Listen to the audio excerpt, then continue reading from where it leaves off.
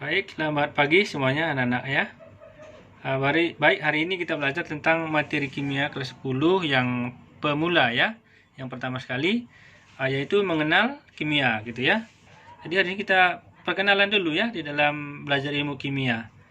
Nah, kemudian nanti kita harus tahu bahwa yang pertama adalah apa itu kimia gitu ya. Kimia itu adalah ilmu pengetahuan alam yang mempelajari tentang materi, perubahan materi, dan energi yang mempengaruhi atau menyertai perubahan materi tersebut gitu ya.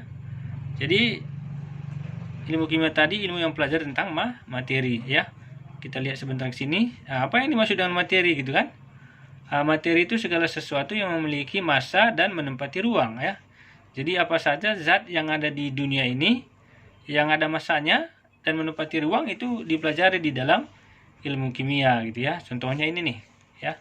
Contohnya ini air, ini gelas, ini botol. Ini semuanya materi ya, karena ada semua masanya. Dan kalau kita tempatkan dalam ruangan, dia menempati ruangan tersebut gitu ya. Nah, ini es juga termasuk materi ya. Ini gas juga termasuk materi. Jadi semua yang ada di muka bumi ini ada yang ada masanya dan menempati ruang itu namanya materi gitu ya. Nah, kemudian tadi kita belajar tentang perubahannya ya. Nanti kita belajar tentang perubahannya dan energi yang mempengaruhi perubahan tersebut ya. Jadi materi tadi bisa berubah-ubah ternyata ya. Bisa berubah dan ada juga kadang energi yang menyertainya gitu ya. Nah, kemudian ini coba kita lihat. Nah, yang pertama kita belajar adalah mengenai pembagian materi. Jadi materi tadi dibagi menjadi seperti ini ya. Kalian lihat diagramnya nih. Materi ini ada zat tunggal, ada campuran. Ya, ada zat tunggal, ada campuran. Campuran ini bisa berupa larutan, koloid dan suspensi, ya. Larutan, koloid dan suspensi itu kalau campuran. Kalau zat tunggal itu bisa unsur, bisa senyawa, ya. Zat tunggal ini murni dia, ya. Murni dia kalau zat tunggal dia sendiri, misalnya alkohol 100%, nah itu namanya zat tunggal tuh. Ya, besi itu juga tidak bercampur dengan unsur lain, itu namanya zat tunggal juga ya. Jadi alkohol tadi senyawa, sedangkan besi tadi unsur gitu ya. Unsur ini nanti dibagi ke dalam logam, metaloid dan non logam. Ini nanti berikutnya kita pelajari. Kemudian nanti kita juga belajar tentang koloid dan suspensi ya. Koloid dan suspensi ini merupakan campuran yang heterogen gitu ya. Sedangkan kalau misalnya ada yang homogen, contohnya misalnya apa? Ya. Yang homogen misalnya kita campurkan gula dalam air, kita aduk-aduk, itu homogen dia ya. Itu homogen. Heterogen ini misalnya kita campurkan pasir dengan air. Ah, itu kan tidak sama dia. Jadi dia merupakan campuran yang heterogen. Karena masih nampak airnya, nampak pasirnya gitu ya. Kalau kita campurkan gula dengan air kan tidak ada nampak dia tidak nampak gulanya lagi di situ, hanya nampak seperti air aja. Itu namanya campuran yang homogen gitu ya. Nah, kita lihat seterusnya, ini kita lihat ya, zat tunggal itu zat murni ya. Apa itu zat tunggal? Itu sama dengan zat murni. Zat tunggal adalah zat yang memiliki komposisi terdiri atas zat-zat dengan sifat kimia yang sama ya. Misalnya gini, zat tunggal atau zat murni terdiri dari sejenis materi ya, misalnya karbon itu karbon aja dia gitu. Nah, itu namanya zat tunggal. Belerang murni itu namanya zat tunggal. Oksigen, kalau murni dia oksigen, itu maka zat tunggal juga dia. Alkohol kalau murni, ya pokoknya yang murni itu semuanya disebut sebagai zat tunggal ya. Zat tunggal ini dapat berupa unsur, dapat berupa senyawa gitu ya. Nah, unsur adalah zat tunggal yang tidak dapat diuraikan lagi secara kimia menjadi zat lain yang lebih sederhana. Nah, unsur itu biasanya dia sendiri-sendiri ya. Contohnya hidrogen, H ya. H itu sendiri, itu namanya unsur. C, karbon sendiri juga kan? Nah, itu namanya unsur. N, P, Fe, Fe ini juga unsur. Besi ya, FAU, AU itu adalah emas. Mg itu magnesium, itu juga unsur ya. Karena dia sendiri-sendiri semua itu yang disebut sebagai unsur. Dia ini murni gitu ya. Kemudian senyawa itu terbentuk dari peningkatan dari 2 atau lebih jenis unsur ya. Nah, ini senyawa contohnya nih, senyawa H2O ya. H2O ini kan gabungan antara H dan O, ya, air ini ya, gabungan antara H dan O. H-nya ada 2 biji, O-nya ada 1 biji. Ya, tahu air kan? Air itu kalau dia 100% murni itu H2O semua di dalamnya, ya. H2O ini sendiri termasuk senyawa. NaCl kan gabungan antara Na dan Cl, natrium dan Cl, ya. Gabungan unsur-unsur dia ini kan, maka disebut sebagai senyawa gitu. Tapi 100% dia NaCl semua. NaCl ini garam ya, garam dapur ya. Ini disebut sebagai senyawa ya. Kemudian kita lanjutkan campuran ya. Campuran adalah materi yang terdiri 2 atau lebih zat dan masih mempunyai sifat zat asalnya ya. Contohnya larutan garam ya. Larutan garam itu kan asin ya. Begitu kita campur dengan air kan dia larut kemudian dia masih asin gitu ya. Air lumpur, santan ya. Yang sekarang kita pertanyakan apa perbedaan bersenyawa dengan bercampur. Nah, ini harus penting ini ya. Apa bedanya bersenyawa dengan bercampur ya? Coba lihat nih. Ini ya. Ini belerang. Belerang ini adalah unsur, lambangnya S ya. Ini besi. Besi ini juga unsur, murni juga besi gitu ya. Nah, kalau dicampurkan ini ya, kalau dicampurkan warnanya jadi seperti ini, antara kuning dan agak-agak perak seperti ini ya, kayak gini. Terbentuklah FeS. FeS ini bukan bercampur aja dia, tapi membentuk senyawa gitu ya. Coba kita lihat ini tadi, apa bedanya bersenyawa dan bercampur ya. Ini kita campur dengan ini, dia bereaksi menjadi satu, itu namanya bersenyawa ya. Kalau bercampur aja, misalnya kita campurkan beras dengan batu, kita aduk-aduk, nah, itu dia tidak bersenyawa, tidak menyatu dia. Jadi warna beras tetap seperti beras ya, yang tadi juga sama gitu ya. Itu namanya bercampur aja ya, bukan bersenyawa gitu ya. Harus kalian bedakan bercampur dengan bersenyawa ya. Nah, ini kita lihat ini ya. Kemudian wujud materi ya. Materi ini tadi ternyata wujudnya ada padat, ada cair, ada gas. Apa bedanya yang tiga ini? Ini bisa kita lihat sendiri ya. Bahwa kalau dalam padat ini partikel-partikel itu rapat ya. Contohnya air itu kalau kita masukkan ke dalam kulkas kan madat dia. Jadi rapat seperti ini dia. Ini partikel air yang 1, air 2, air 3. Ini partikel air semua nih, memadat dia. Ya. Tapi kalau air itu tadi masih air dia, tidak es, ini agak jarang ya. Jarak antar molekulnya itu masih ada, agak renggang sedikit ya. Itu wujudnya cair, padahal sama-sama air ini ya. Nah, begitu kalau misalnya kita panaskan kan dia menguap gitu ya. Pas dia menguap itu jaraknya itu seperti ini, agak jauh dia. Jadi kalau ditanya apa bedanya wujudnya padat, cair atau gas suatu zat itu, kalau padat ya rapat dia seperti ini partikelnya, bahkan menyentuh gitu ya. Kalau cair itu agak renggang sedikit, kalau gas ya agak jauh seperti itu ya. Itu perbedaan antara padat, cair dan gas. Nah, wujud materi tadi ya. Jadi dia. Kemudian kita belajar partikel dasar penyusun materi ya. Jadi materi itu dapat berupa atom dan molekul ya. Atom, molekul dan ion. Tahu materi kan? Ya, tadi udah kita bahas tentang materi.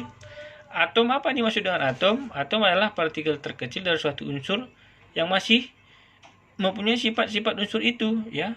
Misalnya ini atom unsur diberi lambang seperti ini. Natrium Na, magnesium Mg, barium Ba, Ca, Fe, ini semuanya termasuk atom gitu ya. Atom. Jadi sebenarnya atom itu bagian terkecil dari unsur juga ya. Sama dia dengan unsur, tapi bagian terkecil dari unsur itu dinamakan sebagai atom ya. Kemudian molekul. Molekul itu partikel netral yang terdiri dari 2 atom atau lebih atom ya. Baik atom sejenis maupun atom yang berbeda. Nah, itu namanya molekul. Misalnya N2, O2, P2 ya. Ini termasuk molekul. H2O ini juga molekul. Cuman molekul ini ada yang sejenis ini kan, ada yang berbeda ini kan unsurnya kan. Nah, molekul yang sejenis ini namanya molekul unsur ya. N2 kenapa dibilang molekul unsur? Karena dia N dengan N ya. O2 juga O dengan O kan, makanya disebut sebagai molekul unsur. Sedangkan molekul senyawa ini, molekul senyawa ini beda dia unsurnya, itu perbedaannya ya. H dengan O, beda kan H dengan O, makanya disebut sebagai molekul senyawa ya. CO2 beda juga kan C dengan O, molekul senyawa. H2SO4 juga disebut sebagai molekul senyawa karena berbeda semua itu unsurnya kan. Gitu ya.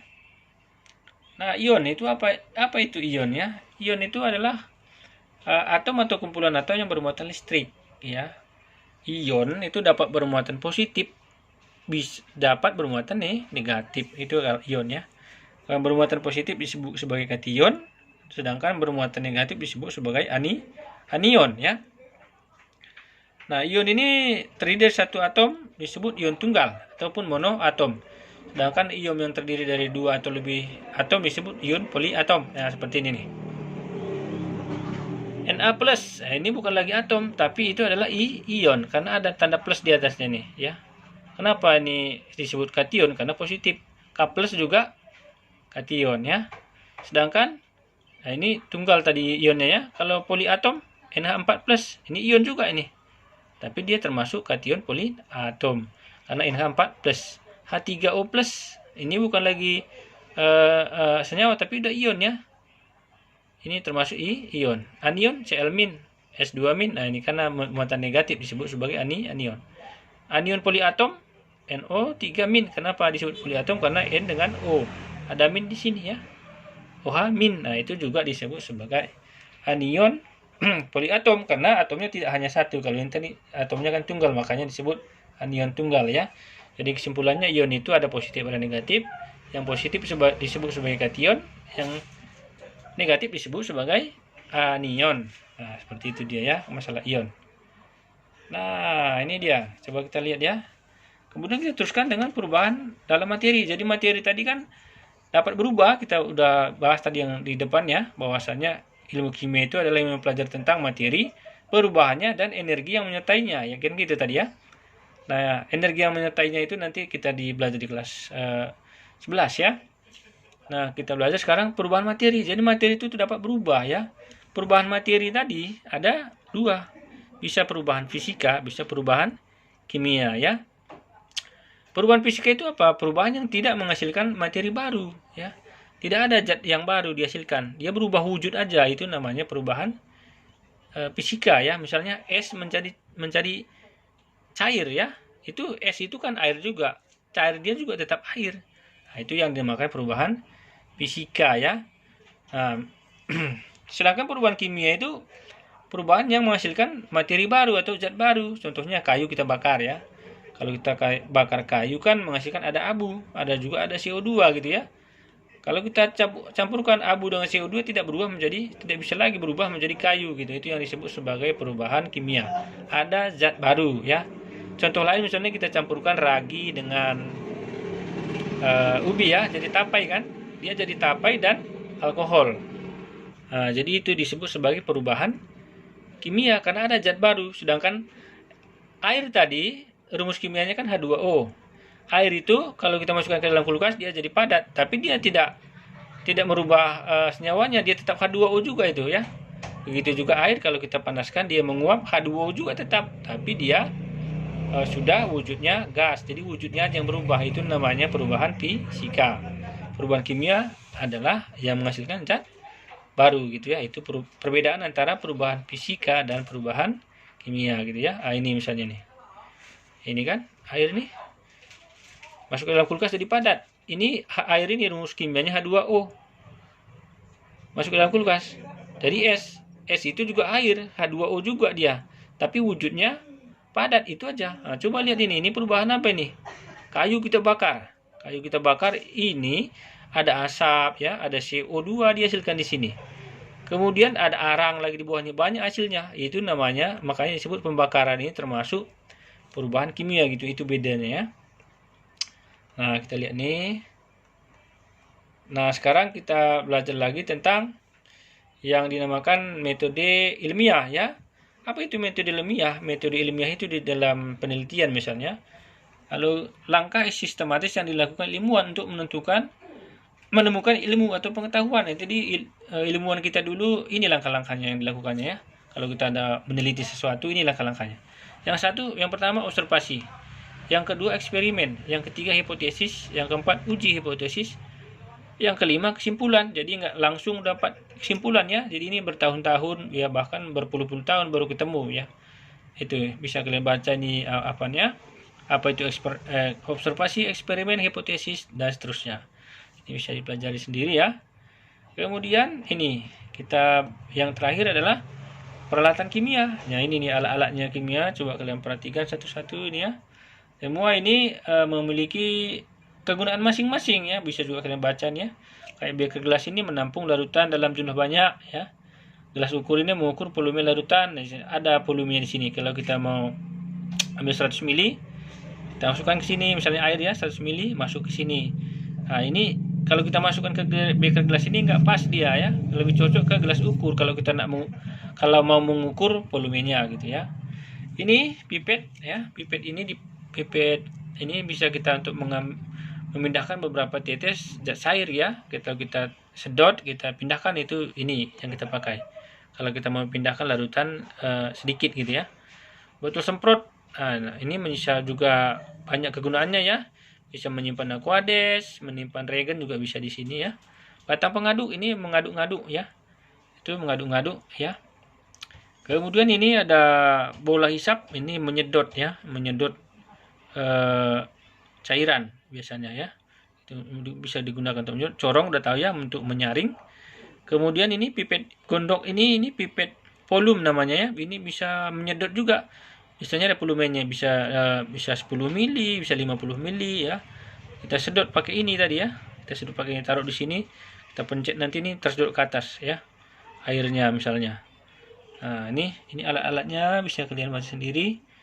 Nah, ini labu ukur ya. Labu ukur ini menampung larutan ini. Ada juga volume nanti. Ini ada misalnya ada volume 25, ada 50, 500 dan seterusnya ya. Kemudian ini ada di sini labu ukur ini, ngukurnya sampai sini bukan sampai atas ini ya. Ada garis nanti di sini. Nah, jadi ini 25 mili kan, 25 mili. Sampai garis ini jangan sampai atas ya. Ini ada aturannya di sini, ada garis di sini sampai bukan sampai penuh ya. Tabung reaksi ini bisa untuk nanti tempat kita mencampurkan ya, untuk mereaksikan zat-zat gitu ya di tabung reaksi ini ya. Kemudian pipet ukur ini juga mengukur larutan juga ya. Nah, kemudian ini penjepit, ini bisa kita gunakan menjepit tabung ini tadi ya, supaya misalnya kita membakar, kita pakai yang ini, kita jepitkan ke sini gitu ya. Kemudian pembakar spiritus ini gunanya untuk membakar ya, membakar pokoknya kita gunakan untuk pembakaran yang gitu ya. Ini klem itu menjepit ya, menjepit di dalam ini nanti pasangannya ini ya, statif dan klem ini. Dan ini kita pasangkan ke sini, ini bisa menjepit buret misalnya gitu ya. Buret itu ada nanti alatnya ya. Kawat kasa ini bisa untuk ini nanti untuk alas pemanasan nanti ya. Kawat kasa ini. Lemari asam ini untuk menyimpan zat-zat yang bersifat asam ya. Ini bisa kalian lihat nih, ini menghancurkan zat nanti saat kita melakukan penelitian, kita hancurkan misalnya yang mau kita teliti, kita hancurkan dulu ya. Ini sama dengan yang kayak di rumah sakit itu ya. Cawan porselin ya, wadah ini tempat mereaksikan pada suhu tinggi. Jadi misalnya kita mau mereaksikan dua buah zat, kita campur di sini, kita panaskan pada suhu tinggi ya, pakai ini gitu, jangan pakai gelas, karena pakai gelas itu nanti bisa pecah dia. Itu gunakan cawan porselin ya, kegunaan cawan porselin. Kemudian kawat nikrom ini bisa untuk menguji nyala misalnya kalsium ya, natrium, kita bakar nanti pakai kawat nikrom ini ya. Nah, kemudian ini Lemeyer ya, menyimpan dan memanaskan larutan juga nanti di sini. Lemeyer ini ya. Kata saring tahu lah ya, untuk menyaring. Ini tempat tabung tadi, rak tabung ya. Tempat tabung ini buret tadi. Ini buret nanti digunakan untuk titrasi ya. Ada volumenya ini, ada kerannya ini. Bisa kita putar ya. Jadi ini sambungnya ini sebenarnya ya. Kemudian open untuk memanaskan. Nah, ini bunsen ini untuk membakar juga kalau ada misalnya gitu ya. Bisa digunakan ini tadi, bisa gunakan pembakar spiritus, bisa digunakan bunsen ini juga, tergantung ketersediaannya di laboratorium ya.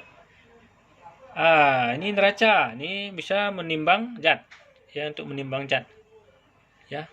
Alatnya bukan hanya ini aja sih, ada juga yang lain, cuman ini gunanya untuk menimbang gitu ya. Ini kertas indikator, ini namanya indikator, nanti kita belajar di kelas 11 untuk mengukur pH. ini sentrifuge. Sentrifuge itu nanti untuk memisahkan dan mengendapkan padatan dari larutan. Jadi kita masukkan nanti ke dalam ini, kita tutup, kita putar, itu nanti terpisah antara padat dan cairan ya.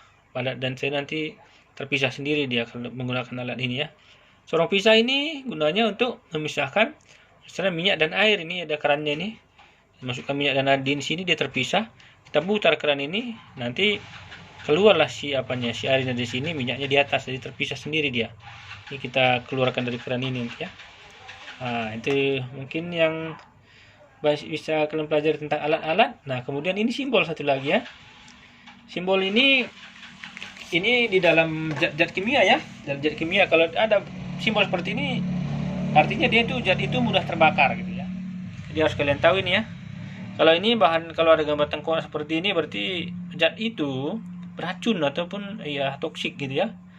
Kalau ini bahannya merengsa kalau dia tanda silang seperti ini.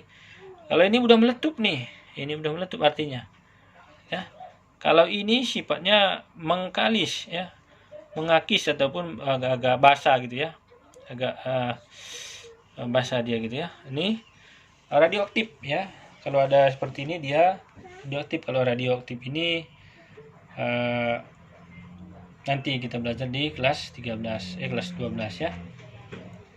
Nah, ini terakhir ya. Untuk bab ini, maka ini kita belajar lagi tentang manfaat ilmu kimia di bidang ya, di berbagai bidang ini. Satu, bidang farmasi. Farmasi untuk membuat obat-obatan ya. Di bidang energi, menemukan sumber energi ya. Menemukan sumber energi, misalnya menemukan minyak gitu ya. Nah, itu menemukan sumber energi salah satunya. Teknologi bahan itu menemukan material baru ya, misalnya untuk bahan-bahan bangunan gitu ya.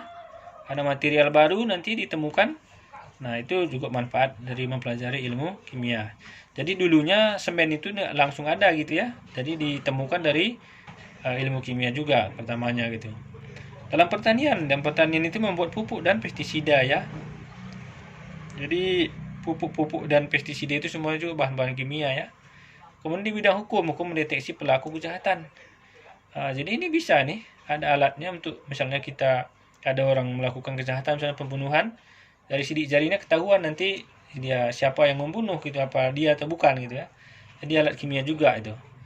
Kedokteran mendiagnosa penyakit ya, misalnya sakit apa dia gitu, bisa nanti digunakan bahan kimia untuk mendeteksi dia itu sakit apa gitu. Nanti kita belajar di kelas 3 mengenai itu ya. Banyak ini manfaatnya. Nah, ini misalnya apa saja pekerjaan yang membutuhkan ilmu kimia ini. Ini apa ini? Peneliti ya. Ini dokter ya. Ini farmasi nih. Nah, ini juga bisa dibilang sebagai dosen ya. Dosen apun sebagai pengajar itu di bidang kimia. Nah, ini dia. Jadi kalau kalian mau menjadi salah satunya ini ya ilmu kimia juga ini harus kalian kuasai gitu ya, harus tahu. Apalagi farmasi ini hampir 100% itu ilmu kimia gitu ya. Nah, itu aja mungkin pelajaran kita hari ini.